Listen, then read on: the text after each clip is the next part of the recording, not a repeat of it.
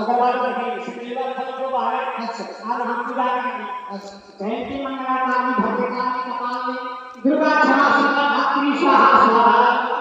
ओम सर्वमंगल मांगल्ये शिवे सर्वासाधिके शरण्ये त्र्यंबके नारायणी नमस्ते शब्द बढ़ाया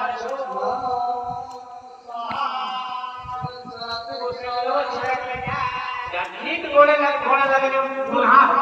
का कपास लगने छे पूजा पर हो गेलो और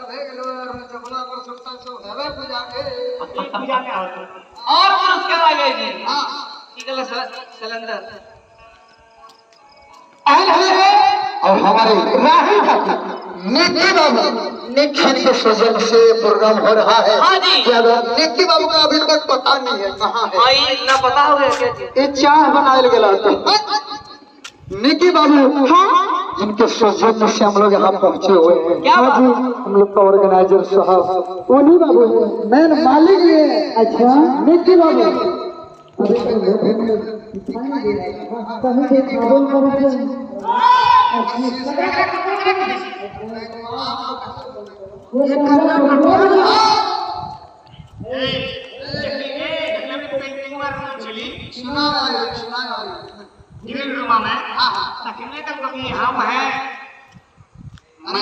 डीसी साहब का मुंशी साहब मुंशी जी है किसी का एक बिजली ऑफिस का मैनेजर हमें कि बिजली ऑफिस का मैनेजर तो बिया वाला अच्छा कृपा अच्छा कितना लेगी तो हमको ठीक लगता कम से कम 1.5 लाख। हां तर बापा को भोज है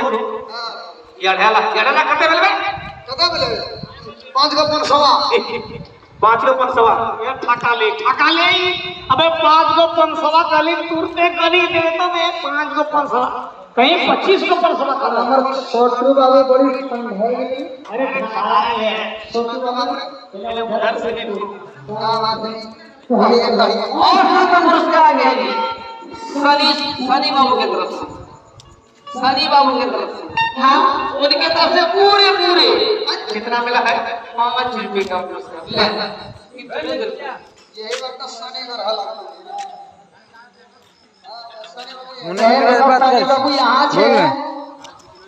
फूफा है ना कैसे तो होने से बोल माँ अच्छे बोल ना तुम तो बात बोल ना क्यों ले बोल पापा भूल गए बोल तो काम बोल खर्चबा तो दे बाल्टी ले जा रहल छे भीख मांगे ओते बड़ा बाल्टी बाबू मतलब चौरसिया जो डॉक्टर हैं उनके मेन कंपाउंडर ये ले डॉक्टर से ये डॉक्टर छिके ये 500 दिन के हम करिए कंपाउंडर होता है 1000 दे दिए तब ना जाकर ये डॉक्टर छिके। अच्छा छोटी बाबू भैया करा दो अबे चरकी बाबू अबे तोरा कौन खर्च ये हम खबर कर जाके हम हमरा क्या चले छे मत सोची रहे थे चरकी का है जावे भगवान 5 मिनट बोल कर फेर दियो कौन सुनो ना आराम से 5 रुपए ये हमें पीछे छिके ये मंदिर चल रहा है पूछे ये छोटू बाबू क्या भोला से पूजा है बता रहा है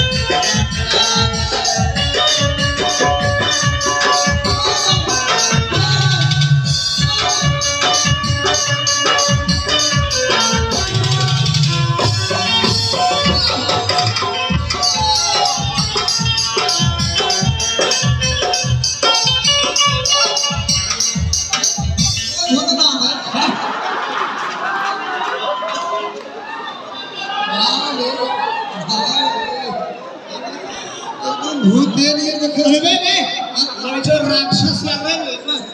लगो भूत नाम का पता है कसम बेटा तेरे माथे